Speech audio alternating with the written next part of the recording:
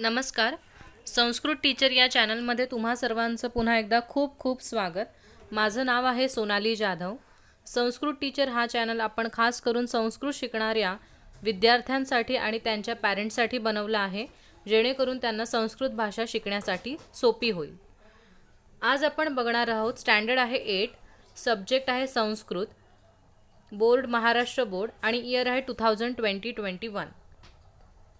उपकारस्य स्मरणम हा धडा आहे 18वा आणि त्याचाच आज आपण काय बघणार आहोत तर भाषा अभ्यास आपण पाहणार आहोत. हा जो धडा आहे उपकारस्य स्मरणम हा धडा मी वेगळ्या इथे एक्सप्लेन केलेला आहे, ज्याची व्हिडिओ तुम्हाला प्लेलिस्टमध्ये इयत्ता 8वी मध्ये मिळेल. आज आपण पाहणार आहोत भाषा अभ्यास. पहिला आहे एकवाक्येन उत्तरम लिखत. एकवाक्येन उत्तरम लिखत याचा अर्थ काय होतो तर एका वाक्यात उत्तरे लिहा. पहिला प्रश्न आहे मारुतीः कस्याः अन्वेषणार्थम उड्डयते. पहिला आपण अर्थ समजून घेऊया. मारुतीः म्हणजेच हनुमान, कस्याः म्हणजेच कोणाच्या, अन्वेषणार्थम अन्वेषण याचा अर्थ होतो शोधणे आणि इथे अर्थम हा लागलेला आहे त्याच्यामुळे शोधण्यासाठी. जिथे जिथे अर्थम अर्थम शब्द लागतो तिथे तिथे साठी साठी असा अर्थ घ्यायचा असतो. ठीक आहे. अन्वेषणार्थम म्हणजे शोधण्यासाठी. समजा मी पठनार्थम असं म्हटलं असतं तर वाचण्यासाठी. ठीक आहे. सो अन्वेषणार्थम याचा अर्थ शोधण्यासाठी. उड्डयते, उड्डयते म्हणजेच उडाला. मारुती कोणाला शोधण्यासाठी उडाला. आता इथे तुम्हाला माहिती आहे उत्तर आहे सीता. सीता स्त्रीलिंगी आहे की नाही. आपलं उत्तर स्त्रीलिंगी येणार आहे, म्हणून प्रश्न विचारताना सुद्धा त्यांनी जो किम सर्वनाम वापरलं जातं प्रश्न विचारण्यासाठी ते सुद्धा किम हे काय वापरलेलं आहे, स्त्रीलिंगी रूप वापरलेलं आहे आणि षष्ठी विभक्ती आहे ही. ओके. कस्याः.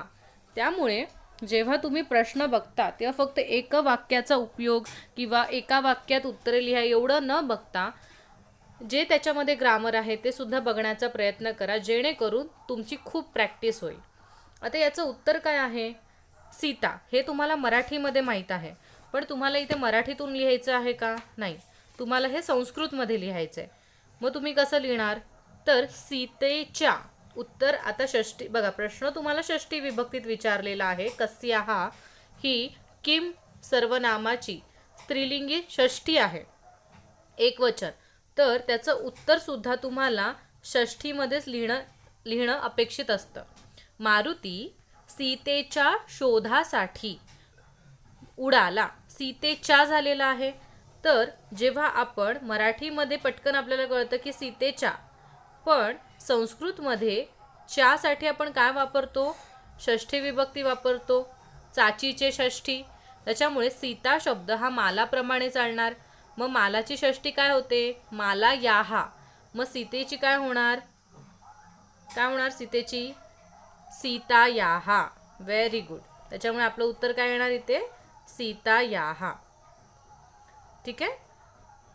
फक्त उत्तर माहीत असून संस्कृतमध्ये चालत नाही, ते कुठल्या विभक्तीमध्ये लिहायचं हे माहीत असणं खूप महत्त्वाचं असतं. मुलं फक्त पाठ करून जातात कस्याः सीता आणि परीक्षेत जाऊन तिथे लिहून येतात सीता आणि घरी येऊन सांगतात की नाही आम्ही लिहिले बरोबर सीता आहे, पण इथे तुम्हाला मार्क मिळणार नाही. कारण इथे समोरच्याला जो पेपर चेक करणार आहे संस्कृतचा शिक्षक, त्याला इथे सीता याहा असंच अपेक्षित आहे. चुकून तुम्ही जर हे उपसर्ग जरी दिले नाहीत, ओके, उपसर्ग जरी हे दिले नाहीत तरी तुमचे मार्क जाणार. त्याच्यामुळे नीट लक्ष द्या. दुसरं आहे पर्वतस्य नाम किम. पर्वतस्य षष्ठी विभक्ती आलेली आहे देवस्य प्रमाणे. सो पर्वताचे, चाचीचे षष्ठी. पर्वताचे नाव काय आहे, या स्टोरीमध्ये जो पर्वत आहे त्याचं नाव काय आहे बरं, मैनाकः. Very good. तर इथे आपण काय लिहिणार, हे ॲज इट इज ठेवायचं. पर्वतस्य नाम किमच्या जागी आपण काय लिहिणार, मैनाकः. आता काही काही जण मैनाकः अस्ति असं लिहितील तेही चालेल, काही जण फक्त पर्वतस्य नाम मैनाकः फुल स्टॉप तरीही चालेल. पुढे जाऊया. तिसरा प्रश्न. पुरा सर्वे पर्वताः कीदृशाः. पुरा म्हणजे पूर्वी, सर्वे म्हणजे सर्व, पर्वताः अनेक वचन आहे बरोबर. देवः देवौ देवाः.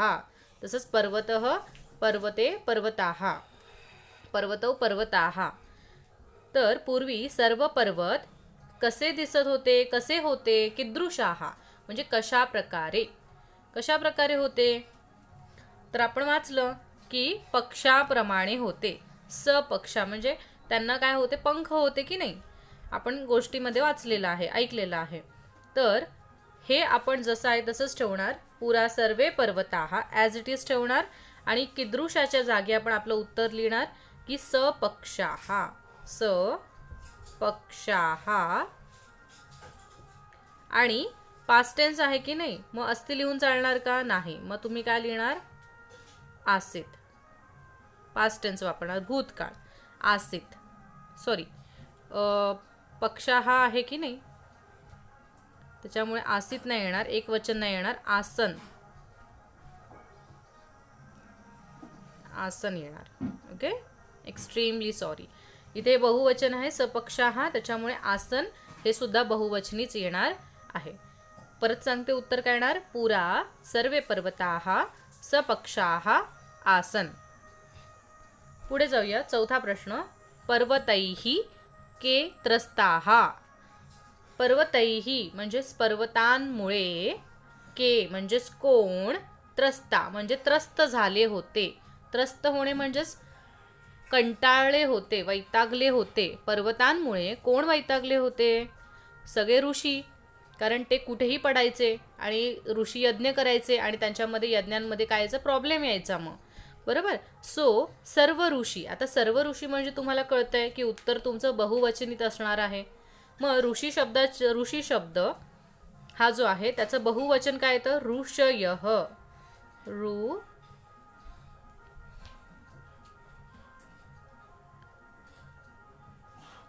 षटकोणातला श, य आणि विसर्ग, ऋषयः. ह्या केच्या जागी तुम्हाला काय काढायचं आहे, ऋषयः शब्द लिहायचा आहे. पर्वतैः ऋषयः त्रस्ताः. पर्वतांमुळे, पर्वतैः याचा अर्थ पर्वतांमुळे सगळे ऋषी म्हणजेच ऋषयः त्रस्ताः म्हणजेच त्रासलेले होते. ओके, देवैः प्रमाणे तिथे पर्वतैः झालेलं आहे. तृतीय विभक्ती. विभक्ती बघत जा, कारण जोपर्यंत तुम्हाला विभक्ती कळणार नाही तोपर्यंत तुम्हाला नाही टेक्स्ट समजणार, नाही क्वेश्चन समजणार, ते लिहायचे कसे, त्यांची उत्तरं लिहायची कशी, ह्या कुठल्याच गोष्टी तुम्हाला फिगर आउट होणार नाही जोपर्यंत तुम्हाला मराठीत विभक्ती प्रॉपरली येत नाही. किंवा संस्कृतमध्ये तरी विभक्ती कुठल्या तरी एका भाषेमध्ये तुम्हाला विभक्ती खूप स्ट्रॉंग असायला पाहिजे, जेणेकरून तुम्हाला संस्कृतमध्ये त्याची खूप मदत होईल. पाचवा प्रश्न आहे. मैनाकम समुद्रतलम कह नयती. मैनाकम म्हणजेच मैनाक पर्वत समुद्र तळात कह नयती कोणाला नेतो. मैनाकाला समुद्र तळात कोण नेतो. मैनाकम समुद्रतलम कह नयती. मैनाकला समुद्र तळात कोण घेऊन जातो. तर तुम्हाला माहिती आहे पवनदेव घेऊन जातो. मग कहच्या जागी काय लिहिणार, कहला कट करणार तुम्ही. मैनाकम समुद्रतलम पवन देवः, प्रथमा विभक्तीत आहे, पवन देवः नयती. नयती म्हणजेच नेतो. ओके, सो तुम्हाला सगळे एका वाक्य तिथे समजलेले आहेत. पुढे जाऊया आपण. दुसरा महत्त्वाचा प्रश्न आहे की तुम्हाला प्रश्न निर्माणम कुरुत, म्हणजेच तुम्हाला प्रश्न बनवायचा आहे. फॉर एक्झाम्पल, राम आंबा खातो असं एक वाक्य आहे. तर कोण आंबा खातो, तर उत्तर काय येणार, राम. ठीक आहे, तसं आपल्याला करायचं आहे. तर इथे आहे पहिला प्रश्न, म्हणजे वाक्य दिलेलं आहे. पवनदेवः मैनाकम वज्रप्रहारात रक्षती. म्हणजेच पवनदेव मैनाकाला वज्रप्रहारापासून वाचवतात किंवा त्याचं रक्षण करतात. ठीक आहे, तर वज्रप्रवाहापासून हे काय आलं पाहिजे, आपलं उत्तर आलं पाहिजे. म्हणजे हा शब्द अजिबात रिपीट झाला नाही पाहिजे. ठीक आहे, जो शब्द अंडरलाईन केलेला असतो तो कधीच तुमच्या प्रश्नामध्ये येणार नाही. ठीक आहे, मग उरले काय शब्द आहेत? एक तर पवनदेव उरलेला आहे, मी कलर चेंज करते. पवनदेव आहे आपल्याकडे, मैनाक आहे आणि रक्षती. हे यांना उपयोग करून आणि किम सर्वनामचा वापर करून आपल्याला प्रश्न बनवायचा आहे. आता वज्रप्रवाहात आहे की नाही? बरोबर, आपलं उत्तर वज्रप्रवाहात म्हणजे देवात प्रमाणे पंचमी विभक्तीमध्ये आहे. ओके, तर प्रश्न पण आपला कसा असणार? किमचं पण आपण पंचमीच वापरायचं. मग काय वापरणार? कस्मात.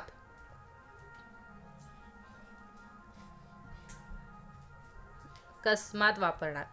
आणि आठवणीने काय देणार? क्वेश्चन मार्क देणार. काही काही मुलं प्रश्न बनवतात, प्रश्नचिन्ह देत नाहीत, मार्क मिळत नाहीत. ओके, पवनदेवः मैनाकम कस्मात रक्षती. पवनदेव मैनाकाला कशापासून वाचवतात? तर उत्तर येणार वज्रप्रवाहात. ठीक आहे, पण आपल्याला उत्तरं नको आहेत, आपल्याला प्रश्न बनवायचा आहे. मग वज्रप्रहात हे पंचमी विभक्तीत होतं, म्हणून किम सर्वनाम सुद्धा आपण कस्मात हे काय केलेलं आहे? पंचमी विभक्तीमध्येच केलेलं आहे. आणि तुम्ही असं रायमिंग वर्ड पण लक्षात ठेवू शकता ट्रिकसाठी, की वज्रप्रवाहात, कस्मात, त रायमिंग कसं करतो आपण? बॉय, टॉय, तसं वज्रप्रवाहात, कस्मात हे तुम्ही लक्षात ठेवण्यासाठी खूप यूज करू शकता. दुसरं बघूया. ऋषयः इंद्रम उपागच्छन्. ऋषी इंद्राकडे गेले. ओके, तर ऋषी आपलं उत्तर, ऋषी काय झालं आपलं, की ऋषी हा शब्द यायला नको आहे प्रश्न बनवताना. तर मग प्रश्न कसा बनवणार आपण? की इंद्राकडे कोण गेले? ऋषी गेले. तर आपण प्रश्न कसा बनवणार? के इंद्रम उपागच्छन्. ऋषी भरपूर आहेत की नाही, अनेक वचनात आहेत, म्हणून आपण के यूज केलेलं आहे. कह आपण सह तौ ते, तसं कह कौ के होणार की नाही, म्हणून इथे काय येणार? के इंद्रम उपागच्छन्. हां, आणि आठवणीने प्रश्नचिन्ह. प्रश्न बनवण्यासाठी कंपल्सरी सगळ्यांचा किमचा टेबल पाठ असला पाहिजेच. आणि तुम्हाला प्रश्न फक्त 8वीत बनवायचे नाही, तर 9वीत सुद्धा बनवायचे, 10वीत सुद्धा बनवायचे. त्याच्यामुळे किमचा टेबल, त्याच्यामध्ये तिन्ही वचन पुल्लिंग, स्त्रीलिंग, नपुसकलिंग हे कंपल्सरी पाठ करायचे आहेत. आपल्या चॅनलवर सुद्धा आपण किम हा जो तक्ता आहे तो एक्सप्लेन केलेला आहे. त्याच्यासाठी तुम्ही प्लेलिस्टमध्ये जा, तक्ते जिकडे आहेत त्या प्लेलिस्टमध्ये जा, तक्ते ती फाईल ओपन करा, त्याच्यामध्ये तुम्हाला सगळे तक्ते दिसतील, त्याच्यामध्ये तुम्हाला किमचा तक्तासुद्धा दिसेल. ओके, तो तुम्ही नीट समजून घ्या. पुढे जाऊया. तिसरा प्रश्न. इंद्रः पर्वतेभ्यः अकुप्यत. इंद्र पर्वतांवर रागवला. हां, कोणावर रागवला असा आपल्याला प्रश्न विचारायचा आहे. म्हणजे पर्वतेभ्य हा शब्द नको आहे, इंद्र कोणावर रागवला असं विचारायचं आहे आपल्याला. ठीक आहे, अकुप्यत पास्ट टेन्स आहे. तर इथे आता तुम्हीच सांगा काय असणार. इथे पर्वतेभ्य आहे, जसं इथे वज्रप्रहात कस्मात, तसं इथे पर्वतेभ्यः. मग तुम्ही प्रश्न विचारताना कसा विचारणार? केभ्यः. Very good. ठीक आहे, इंद्रः केभ्यः अकुप्यत. इंद्र कोणावर रागवला, आणि आठवणीने काय देणार तुम्ही? प्रश्नचिन्ह. Okay, very good. पुढचा चौथा प्रश्न. मैनाकः समुद्रात बहिः आयाती. मैनाक समुद्रातून बाहेर आला. तर प्रश्न काय विचारणार तुम्ही? समुद्रात हे यायला नको आहे, मग काय विचारणार? मैनाक कुठून बाहेर आला? कुठून असं आहे. तर इथे पण बघा, आता इथे तुम्हीच सांगा. इथे वज्रप्रवाहात होतं, तसंच तुम्हाला हा शब्द दिसतोय समुद्रात. मग इथे मी कुठली विभक्ती सांगितलेली? देवात प्रमाणे पंचमी. तर इथे पण कुठली असणार? पंचमी. मग इथे प्रश्न विचारताना मी कसा विचारलेला? कस्मात. बरोबर. मग इथे पण प्रश्न विचारताना मी काय विचारणार? कस्मात. मैनाकः कस्मात बहिः आयाती आणि क्वेश्चन मार्क. मैनाक कशातून बाहेर आला? ऊनहून पंचमी विभक्ती आहे, म्हणून कस्मात येणार. कळलं किती सोपं आहे ते?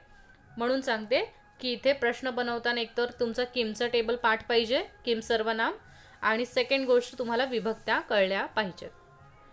पुढे जाऊया. तिसरा प्रश्न आहे पृथक कुरुत. पृथक कुरुत म्हणजेच काय? तुम्हाला खाली कंसामध्ये काही शब्द दिलेत, ते तुम्हाला निवडायचेत आणि त्या बॉक्समध्ये टाकायचेत. पहिला बॉक्स आहे नाम म्हणजेच नाऊन, दुसरा बॉक्स सर्वनाम म्हणजे प्रोनाऊन, तिसरं विशेषण म्हणजेच ॲडजेक्टिव्ह, आणि चौथं क्रियापदम म्हणजे वर्ब. ओके. सो मारुती हे नाव झालेलं आहे की नाही, मग ते नाममध्ये जाणार. ऋषी हे नाव आहे की नाही, ते सुद्धा नाममध्ये जाणार. ओके, हे झालं नाम. आता दुसरा आपण कलर घेऊया, सर्वनाम. सर्वनाम म्हणजेच काय, नामाच्या ऐवजी वापरला जाणारा शब्द, त्याला आपण सर्वनाम म्हणतो. फॉर एक्झाम्पल, राम आंबा खातो, तर मला राम हे नाही वापरायचं आहे. मी काय म्हणणार मग, तो आंबा खातो. मग रामच्या जागी मी रिप्लेस कुठला शब्द केला, तो. तो काय झालं, सर्वनाम. म्हणजे नामाच्या ऐवजी वापरला जो शब्द त्याला प्रोनाउन किंवा सर्वनाम म्हणतात. मग इथे कुठले कुठले सर्वनाम दिसत आहेत, तर तम हे सर्वनाम आहे तदपैकी, आणि सह म्हणजेच तो, तर हे काय झाले, सर्वनाम. आता 4 उरलेत, तर 4 पैकी 2 क्रियापद असणार. तर क्रियापद शोधणं जे असतं ते सगळ्यात सोपं असतं. चिंतयती म्हणजे चिंता करणं, आणि उद्गच्छती ओके म्हणजे निघून जाणं. सो हे क्रियापद आहेत. मग उरलं काय आहे तुमचं, तर उरलेलं आहे तुमचं दीर्घ आणि प्रीतः. हे तुमचे काय झाले, विशेषण झाले दोन्ही पण. दीर्घ म्हणजे खूप लांब लचक, आणि प्रीतः म्हणजेच आवडतं, हे विशेषण झाले. माझं आवडतं अन्न किंवा दीर्घ प्रवास हे विशेषण ॲडजेक्टिव्ह म्हणून वापरले जातात. कळलेलं आहे. पुढे जाऊया आपण. चौथा प्रश्न आहे, समूहेतर पदम चिनुत, म्हणजेच ऑडमॅन आउट. समूहापैकी इतर जो शब्द वाटतोय तो तुम्हाला चिनुत. चिनुत म्हणजे चूज करायचं आहे, निवडायचं आहे. पहिलं बघा, मारुतीही, पवनपुत्र, हनुमान आणि पावकः. याच्यामध्ये चुकीचा जो शब्द आहे तो काय आहे, पावकः. ठीक आहे, बाकी सगळी मारुतीची नावं आहेत. पुढे आहे, सूरपतीही, शक्रः, वज्रम आणि इंद्रः. इथे वज्रम हे चुकीचं आहे. बाकी सगळी जी नावं आहेत, सूरपती, शक्रः, इंद्रः, ही इंद्राचीच नावं आहेत. वज्र तर त्याचं आयुध झालं ना, त्याच्या हातात जे असतं वज्रासन किंवा वज्र, तर ते झालं ते. पुढे आहे, मैनाकः, नगः, गिरीही, अचलः. आता इथे मैनाकः हा वेगळा आहे, कारण मैनाक हे पर्वताचं नाव आहे, आणि हे बाकी जे उरलेले दिसतात तुम्हाला ते पर्वताचा समानार्थी शब्द आहेत, पर्वताचे सिनोनियम्स आहेत ते. ठीक आहे, त्याच्यामुळे पहिला आहे पावकः. पावक अग्नीला म्हणतात. वज्र एक देवाच्या हातातलं आयुध असतं, आणि मैनाक हा पर्वताचं नाव आहे, आणि बाकी सगळे पर्वत आहेत, पर्वतांचे सिनोनियम्स आहेत, समानार्थी. पुढे विरुद्धार्थी शब्द आहेत, बहिही. बहिही म्हणजेच बाहेर. तर बाहेरच्या अपोजिट वर्ड कुठलं असणार, आत. मग आतला संस्कृतमध्ये काय म्हणतात, अंतः. आता तुम्ही म्हणाल अंत म्हणजे तर शेवट. मराठीत आम्ही अंत म्हटलं की या पिक्चरचा आता अंत झालेला आहे, तर तसं ठीक आहे मराठीमध्ये, पण संस्कृतमध्ये बहिही म्हणजे बाहेर आणि अंतः म्हणजेच आतमध्ये. तुम्ही वाचनामध्ये तुम्हाला शब्द येईल अंतःपुरात, राजाच्या अंतःपुरात म्हणजेच आतल्या भागात. ठीक आहे, राजवाड्याच्या आतल्या भागात असं येतं. बहिही म्हणजे बाहेर, अंतः म्हणजे आत. सेकंड आहे उद्युक्तः. उद्युक्त म्हणजे नेहमी क्रियाशील असणं, सतत काहीतरी काम करणं, उद्युक्तः. ठीक आहे, आणि त्याच्या अपोजिट वर्ड आहे निवृत्तः. हा तुम्हाला शब्द मराठीत सुद्धा माहिती आहे की जेव्हा काही आपले आजी आजोबा रिटायर्ड होतात त्यांच्या जॉबवरून, तेव्हा निवृत्त झालं असं आपण मराठीत म्हणतो. उद्युक्तः म्हणजे कार्य करणे, आणि निवृत्तः म्हणजेच कार्य न करणे. पुढचं आहे स्मरण. स्मरण अगदी सोपं आहे. स्मरण म्हणजे आठवणं, आणि विस्मरण होणं. विस्मरण म्हणजेच विसरणं. फक्त वी लावायचं इथे तुम्हाला, बस. कळलं. पुढचा प्रश्न आहे प्रश्न क्रमांक 6. पाठे मारुती शब्दस्य स्थाने पवनसूत अपि च पर्वत इत्यस्त स्थाने अद्री इति शब्दम प्रयुज्य पाठम पुनर्लिखत. म्हणजे काय करायचं आहे, या पाठामध्ये जिथे जिथे मारुती शब्द दिलेला आहे त्या जागेवर तुम्हाला पवनसूत हा शब्द वापरायचा आहे, आणि जिथे जिथे तुम्हाला पर्वत शब्द दिलेला आहे त्या ठिकाणी तुम्हाला अद्री हा शब्द वापरायचा आहे, आणि हा पुन्हा पाठ लिहायचा आहे. तर याच्यामध्ये नक्की काय सांगितलं आहे, मारुती हा जो शब्द होता तो कवीप्रमाणे चालत होता, आणि पवनसूत हा जो आपल्याला वापरायला सांगतायत तो देवह प्रमाणे चालणार आहे. तसंच पर्वत हा शब्द देवह प्रमाणे चालत होता, पण त्या जागी त्यांनी अद्री हे पर्वताचं समानार्थी जे आहे अद्री हे कवीप्रमाणे चालणार आहे आणि ते आपल्याला त्यांनी चालवायला सांगितले.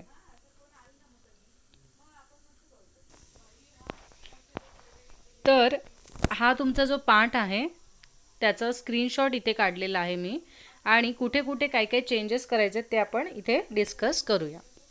ओके. सो पॅरेग्राफ चालू होतो. स्टार्टिंग शब्दच आहे मारुतीही. मारुतीच्या जागी आपल्याला सांगितले पवनसूत. कलर चेंज करते मी इकडे. तर मारुतीच्या जागी पहिला शब्द आहे की पवनसूत सांगितले, तर आपण तिथे पवनसूत दोन्ही प्रथमा विभक्तीमध्ये ठेवणार आहोत. ओके. मारुतीही हे कवीही प्रमाणे प्रथमेत आहे आणि त्या जागी देवह प्रमाणे पवनसूत हा शब्द प्रथमा विभक्तीमध्ये आहे. पुढे जर जाल तर तुम्हाला दिसेल त्याच्याच खाली पर्वतः असा शब्द आहे, तर तो सुद्धा देवह प्रमाणे प्रथमा विभक्तीत आहे. त्यामुळे कवीही प्रमाणे अद्रीही सुद्धा प्रथमा विभक्तीमध्ये आहे. अद्री याचा अर्थ पर्वत असाच होतो. पुढे जाल तर मारुतीम असा शब्द दिसेल, म्हणजेच यदा मैनाकः गगने मारुतीम पश्यति, मारुतीला पाहतो. ठीक आहे. सो द्वितीय विभक्ती आहे, त्याच्याप्रमाणे इथे पण काय झालेलं आहे, कवीचं कवीम होतं तसं पवनसूतम देवम प्रमाणे पवनसूतम झालेलं आहे. ठीक आहे. तीच गोष्ट इथे सुद्धा करायची आहे. या दोघांना कॉमन वर्ड मी पवनसूतम वरती ॲरो करून लिहून दाखवलेला आहे, जेणेकरून ते अजून सोपं होईल. पुढचा शब्द बघा कुठला आहे चेंज करायचा, मारुतीना. मारुतीना क्रमणीय मार्गः दीर्घः.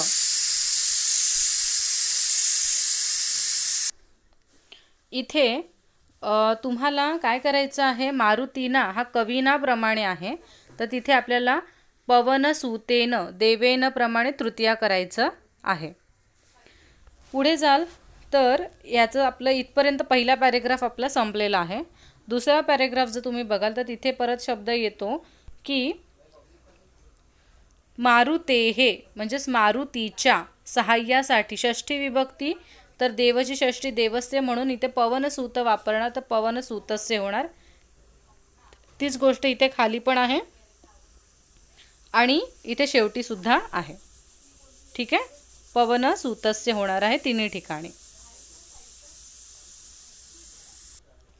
पुढे शब्द जो आहे तो इथे पण आहे, अपिसह मारुतेहे आशीर्वचनम इच्छती. तो मारुतीपासून आशीर्वादाची इच्छा ठेवत होता का. आता इथे मारुतीपासून आहे म्हणजेच पंचमी विभक्ती आहे, म्हणून इथे देवांत प्रमाणे पवनसूतात झालेला आहे. पर्वताः देवाहाचा अर्थ अनेक वचनात आहे. पर्वतः पर्वतौ पर्वताः, देवः देवौ देवाः. तर अद्रीचं काय होणार, कवयः होतं, कवीचं अनेक वचन, प्रथमा एक अनेक वचन, तर इथे अद्रयः झालेला आहे. इथे पर्वतानाम आहे, पर्वतांचे पंख, तर तिथेच इथे देव अद्री म्हणजे कवीनाम प्रमाणे अद्रीनाम नवर टिंब आहे, इथे अद्रीनाम झालेला आहे. आणि शेवटचं आहे की मारुतीही प्रथमा विभक्तीत आहे जसं इथे होता तसा, तर त्याचं इथे काय झालेलं आहे, पवनसूतः झालेलं आहे. तर अशा प्रकारे तुम्हाला याची PDF जी आहे ती डिस्क्रिप्शन बॉक्समध्ये लिंक देईन, जेणेकरून तुम्हाला ह्याची PDF मिळेल आणि तुम्ही असं चेंजेस करून पुन्हा हे लिहू शकता. आणि पूर्ण कथा लिहायची आहे तुम्हाला, पूर्ण धडा. पुढे जाऊया. 7वं आहे माध्यम भाषा लिखत. म्हणजे तुम्हाला तुमची जी माध्यम भाषा आहे, तर समजा तुम्ही इंग्लिश मीडियममध्ये शिकता तर इंग्लिशमध्ये लिहायची उत्तरं, मराठी मीडियममध्ये शिकताय तर तुम्ही मराठीमध्ये उत्तरं लिहायची आहेत. प्रश्न तुम्हाला संस्कृतमधूनच असतात. पहिला प्रश्न आहे, उपकारस्य स्मरणं मैनाकेन कथं कृतं. उपकाराची आठवण मैनाकाने कशी सांगितली आहे, कशी करून दिली आहे. कारण हा धडा उपकारांवरच आहे ना, उपकाराची परतफेड करणं त्याच्यावरच धडा आहे. तर इथे बघा, मग तुम्हाला शॉर्टमध्ये इथे स्टोरी सांगायची आहे. जेव्हा मारुती सीतेला शोधण्यासाठी लंकेच्या दिशेने उडाला तेव्हा समुद्राच्या आत असलेला मैनाक पर्वत वर आला. मारुतीने आपल्या शिखरावर विश्रांती घ्यावी अशी त्याने मारुतीला विनंती केली. प्रार्थना केली. विनंती करण्यामागचे कारण काय होतं की पूर्वी पवनदेवांनी म्हणजेच मारुतीच्या वडिलांनी मैनाक पर्वताची मदत केली होती. काय मदत केली होती तर पवनदेवांनी मैनाक पर्वताला इंद्राच्या वज्रापासून वाचवले होते आणि याच उपकाराची परतफेड करण्यासाठी मैनाक पर्वत समुद्रातून वर आला होता. अशा प्रकारे मैनाकाने ती जी आठवण होती उपकारांची ती आपल्याला इथे सांगितली, करून दिली. कळलेलं आहे? सोपं आहे. दुसरा प्रश्न आहे की मारुते हे उड्डाणकथां श्रुत्वा कस्य आधुनिक कथापात्रस्य स्मरणं भवति.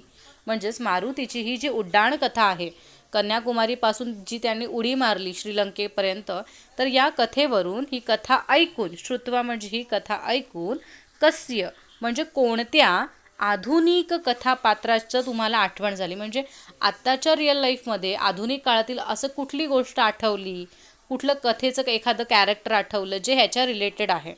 ठीक आहे, तर मी काय लिहिले ते मी माझं उत्तर सांगते की मारुतीची उड्डाणकथा ऐकून मला आधुनिक काळातील विमानातून होणारा प्रवास मला आठवतो. ठीक आहे, मला 2 ठिकाणी झालं आहे प्रवास आठवतो. ठीक आहे, कारण आत्ता आपण एका ठिकाणावरून दुसऱ्या ठिकाणी मारुतीच्या वेगाने जायचं म्हटलं तर विमानांशिवाय पर्याय आहे का? नाही. बरं, आपण प्लेननेच जाऊ शकतो कमीत कमी वेळात, लवकरात लवकर. प्रगत तंत्रज्ञानामुळे म्हणजेच टेक्नॉलॉजी प्रगत आहे, त्याच्यामुळे काय झालं, आपण एकाच यंत्रात बसून काहीच वेळात एका ठिकाणाहून दुसऱ्या ठिकाणी लगेच पोहोचू शकतो. आणि ही गोष्ट मला आठवते मारुतीची कथा ऐकून. म्हणजे आधुनिक युगात, आत्ताच्या युगात हेच चाललंय. ओके. पुढचा तिसरा प्रश्न आहे, रामायणे येषाम उल्लेखः तेषाम अन्य पशु पक्षिणा विषयम अनुसृत्य संदर्भान लिखत. म्हणजेच रामायणामध्ये ज्यांचा उल्लेख केला आहे त्या सगळ्या पशुपक्ष्यांच्या विषयांबद्दल इथे काय सांगितलेलं आहे का, म्हणजे थोडा थोडा संदर्भ तुम्हाला सांगायचा आहे. तर भरपूर ठिकाणी रामायणामध्ये म्हणजे पशु आणि पक्ष्यांचा संबंध दिसून येतो. फॉर एक्झाम्पल बघा, रामायणात अनेक पशुपक्ष्यांचा उल्लेख केला गेला आहे. सीतेला सुवर्ण हरिणाचा मोह होतो. बरोबर, ही तुम्हाला माहिती आहे की एक मारीच नावाचा राक्षस असतो, जो की मारीच राक्षस असतो. तो काय करतो, वेषांतर करतो आणि एक सोन्याचं हरिण बनतो. ते सोन्याचं हरिण सीतेला आवडतं आणि सीता सांगते रामाला ते आण, की तुम्ही कुठेही शोधून आणा, मला ते हवं आहे. आणि अशा ह्या गोष्टींमध्ये आपल्याला कळतं की ते हरिणाचा उल्लेख आहे आणि हरिण एक पशु आहे. त्याच्यानंतर अजून कुठे आपल्याला ॲनिमल्सचा संदर्भ मिळतो. रावण जेव्हा सीतेला पळून नेत असतो तेव्हा तुम्हाला माहिती की जटायू नावाचं एक गिधाड असतं, मोठं वल्चर आपण इंग्लिशमध्ये ज्याला म्हणतो. तर ते गिधाड पक्षी येतो आणि तो म्हातारा असतो आणि तो काय करतो, रावणाचा प्रतिकार करतो, रावणाला थांबवतो सीतेचं अपहरण होण्यापासून. पण शेवटी तो म्हातारा असल्यामुळे गिधाड पक्षी तो त्याचा काही प्रतिकार करू शकत नाही आणि तो तिथे त्याचा जीव खूप धोक्यात येतो. आणि अजून एक आहे की रामाला शोधण्यासाठी रामाला जेव्हा सीतेला शोधायचं असतं तेव्हा संपूर्ण वानरसेना त्याला मदत करते आणि वानरसुद्धा पशु झाले. त्याच्यानंतर सीतेला शोधण्यासाठी जेव्हा तो किष्किंधा नगरीमध्ये जातो तेव्हा त्याला नल आणि अंगद इतर सगळे वानर भेटतात आणि त्याचबरोबर जांबुवंत नावाचा एक अस्वलसुद्धा असतो त्यांच्यामध्ये, जो खूप म्हातारा असतो वयाने आणि तो सुद्धा रामाला मदत करतो. तर रामायणात आपल्याला एवढ्या सगळ्या ॲनिमल्सचा किंवा याच्यापेक्षा अधिक मी तुम्हाला थोडेफार सांगू शकले आणि यांचा तुम्हाला रामायणामध्ये संदर्भ दिसून येतो. ठीक आहे, पुढे जाऊया आपण. चौथा प्रश्न खूप गमतीशीर आहे की यदा पर्वताः अधुना अपि पक्षयुक्ताः स्युः तर्हि किं भविष्यति. म्हणजेच यदा म्हणजे जर पर्वतांना आत्तासुद्धा, अधुना अपि म्हणजेच काय आत्तासुद्धा, पक्षयुक्त म्हणजे पंख असते, स्युः तर्हि किं भविष्यति तर मग काय बरं झालं असतं. तर आता प्रत्येकाचं वेगवेगळं इमॅजिनेशन आहे, बरोबर, प्रत्येकजण वेगवेगळा विचार करणार. माझे काय विचार आहेत ते मी थोडक्यात सांगते. आत्ताच्या काळात जर पर्वतांना पंख असते तर खूप गोंधळ झाला असता. गोंधळ तर होणारच, बरोबर. आकाशात काय आपल्याला सवय असते बघण्याची? विमानं बघण्याची सवय असते, पक्षी बघण्याची सवय असते. पण आकाशात जर विमानांसोबत आपल्याला पर्वतसुद्धा उडताना दिसले तर काय? म्हणजे एखाद्या वेळेला पर्वत आणि विमान याचं क्रॅश होऊ शकतं, टक्कर लागू शकते, बरोबर? तर विमानामधून प्रवास करणं एकदम कठीण होऊन जाईल, की अचानक कुठलाही पर्वत उडू शकतो त्याच्यासमोर वगैरे ना. किंवा अजून एक आपण इमॅजिन करू शकतो की शाळेतल्या मुलांना पण खूप प्रॉब्लेम होईल. शाळेतल्या मुलांना प्रॉब्लेम कसा होईल पर्वतांचा?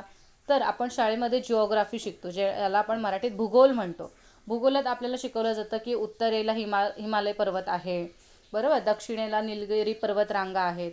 मग जर हे पर्वत उडायला लागले तर आपण मॅपमध्ये त्या नकाशांमध्ये त्यांना लोकेट कसं करणार? आपल्याला कसं कळणार की हिमालयच आहे? हिमालय आज पूर्वेला आहे तर उद्या पश्चिमेला आहे, दक्षिणेला आहे, असं होऊन जाईल. मग मुलं भूगोलाचा अभ्यास कसा काय करणार? तर मुलांचा पण प्रॉब्लेम होईल. नंतर आहे भारतातील अनेक नद्या ज्या आहेत त्या पर्वतातून उगम पावतात, म्हणजे पर्वतातूनच त्यांचा स्रोत असतो, सोर्स असतो, तिथूनच त्या येतात बाहेर. तर समजा जसं की गंगा नदी हिमाद्री हे जे हिमालयातील प्लेस आहे तिथून बाहेर निघते. आता ते हिमाद्री नावाचं पर्वत इकडून तिकडून उडायला लागलं तर ती नदी कुठे जाईल, बरोबर? तर अशा प्रकारे त्या नद्यांचं काय होईल? आणि पर्वत म्हणजे काही छोटी गोष्ट आहे का? नाही, पर्वत एवढे मोठे असतात, अवाढव्य विशाल, बरोबर, प्रचंड असे असतात ते डोंगर म्हटला की. आणि पक्षी कसं एखादा उडला, एका झाडावर बसला, फांदीवर बसला, घरावर बसला, चालून जातं. पण असे पर्वत उडाले आणि कुठेतरी जाऊन असे बसले तर चालणार आहे का? नाही. त्यांच्या पर्वताच्या खालीच काय होईल? कितीतरी घरं उद्ध्वस्त होतील, नद्यांचे प्रवाह बंद होतील, बरोबर, देऊळं असतील, मंदिरे असतील किंवा एखादं काही शाळा असतील त्या लगेच कोलमडून जातील, राजाचा राजवाडा तुटून जाईल, बरोबर. अशा सगळ्या गोष्टी होतील आणि खूप गोंधळ होईल आणि खूप नुकसान होईल. त्याच्यामुळे हे सगळं होईल असं आपण लिहायचं. तुम्हाला याच्यामध्ये काय ॲडिशनल वाटतंय तुम्ही कॉमेंट सेक्शनमध्ये टाकू शकता, जेणेकरून अजून काहीतरी नवीन नवीन आयडियाज मिळतील. ठीक आहे. मराठी मुलांनी हे मराठीमध्ये लिहायचं. जे इंग्लिश मिडियममधली मुलं आहेत त्यांनी हे उत्तर सगळं इंग्लिशमध्ये लिहायचं आहे. आणि त्याच्यानंतर एक आहे लेखन कौशलम आणि संवाद कौशलम. म्हणजे आपण जी स्टोरी गद्य रूपात वाचली तीच त्या लोकांनी डायलॉग्समध्ये कन्वर्ट केलेली आहे, संवादामध्ये कन्वर्ट केलेली आहे आणि आपण वाचूया ती. तुम्हाला इथे काही टेन्शन नाही. तुम्हाला इथे मंजुषा दिलेली असते. मंजुषा म्हणजे ब्रॅकेट दिलेला असतो, त्याच्यामधली उत्तरं शोधून तुम्हाला लिहायची असतात. उपकारस्य स्मरणम इथे गद्यपाठम मंजुषायाः आधारेण संवादरूपेण लिखत. म्हणजे मंजुषेच्या आधाराने तुम्हाला ही पूर्ण करायची आहे. तर मैनाक काय म्हणतो बघा. डायलॉग आहे मैनाक आणि मारुतीमधला. मैनाक म्हणतो, कह एषः आकाशे उड्डयते, एषः तु मारुतीः पवनपुत्रः. मैनाक म्हणतो की कह एषः म्हणजे कोण बरं हा जो आकाशात उडतोय. मैनाक खाली आहे समुद्राच्या आणि तो बघतो आणि विचार करतो की हा कोण बरं आकाशात उडतोय. नंतर त्याला लगेच क्लिक होतं की एषः तु मारुती म्हणजे हा तर मारुती आहे, हनुमान आहे, पवनपुत्र पवनाचा मुलगा, नमः ते. आता इथे लक्षात ठेवायचं, इथे व्याकरण आपल्याला वापरायचं आहे. ज्याला आपण नमस्कार करतो की नाही त्याची नेहमी चतुर्थी असते. विभक्ती शिकताना हे लक्षात ठेवायचं. नमः जिथेही तुम्हाला दिसेल तिथे त्याची चतुर्थी, ज्याला नमस्कार. आता तो मैनाक बरोबर कोणाला नमस्कार करतोय? मारुतीला की नाही. तर मारुतीचं काय होणार? चतुर्थी विभक्ती होणार आहे इथे. ठीक आहे. आणि मग तुमचं उत्तर काय येणार आहे? मारुती न बोलता तो पवनपुत्र बोलतोय त्याला, बरोबर. त्याच्यामुळे इथे काय येणार? पवनपुत्राय देवाय प्रमाणे. हे तुमचं पहिलं उत्तर आहे. ठीक आहे. काय सांगितलं मी त्याचं कारण? की नमः ज्याला नमस्कार करायचा असतो त्याची नेहमी चतुर्थी विभक्ती करावी लागते. इथे तो नमस्कार मैनाक परत कोणाला नमस्कार करतोय? पवनपुत्राला. मग पवनपुत्र हा शब्द देवह प्रमाणे चालणार. मग देवहची देवाय देवहची चतुर्थी काय येते? देवाय. म्हणून पवनपुत्रची काय येणार? पवनपुत्राय. परत आता ह्याने नमस्कार केला मैनाकाने तर मारुती सुद्धा त्याला नमस्कार करणार की नाही. आपल्याला कोणी हॅलो म्हटलं तरी आपण पण त्याला हाय हॅलो विचारतोच. तसं मग मारुती सुद्धा काय करणार? मैनाकला नमस्कार. मग मैनाकची पण चतुर्थीच होणार की नाही, ते नमः असल्यामुळे. म्हणून इथे काय येणार? मैनाकाय. ओके. पुढचं आहे मैनाकः अयम समुद्रमार्गः डॅश. म्हणजे हा समुद्रमार्ग, मैनाक काय म्हणतो की हा समुद्रमार्ग कसा आहे? खूप मोठा आहे. खूप मोठ्यासाठी काय आहे? दीर्घ ह, बरोबर. पुढे आहे मार्गमध्ये डॅश नास्ती. हां, मार्गामध्ये काय नाही आहे तर विश्राम करण्यासाठी स्थान नाही आहे. मग इथे काय येणार? विश्रामस्थानम. अतः क्षणम यावत मम डॅश विश्रामम करोतु. मग अतः म्हणजेच म्हणून, क्षणम म्हणजे थोडाच वेळ तू काय कर, माझ्या शिखरावर विश्राम कर. तर शिखरावर म्हणजेच काय शब्द होता आपल्याकडे? कूट असा शब्द होता की नाही शिखरासाठी धड्यामध्ये. मग इथे येणार सप्तमी विभक्ती देवेप्रमाणे कुटे झालेला आहे. इथे येणार कुटे. पुढे आहे मारुती काय म्हणतो मग?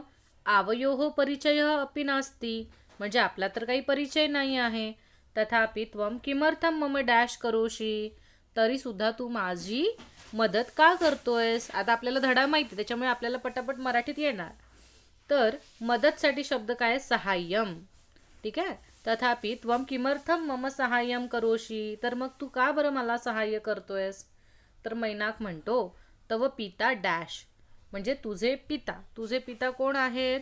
पवनदेवः. इकडे आहे बघा शब्द. ठीक आहे.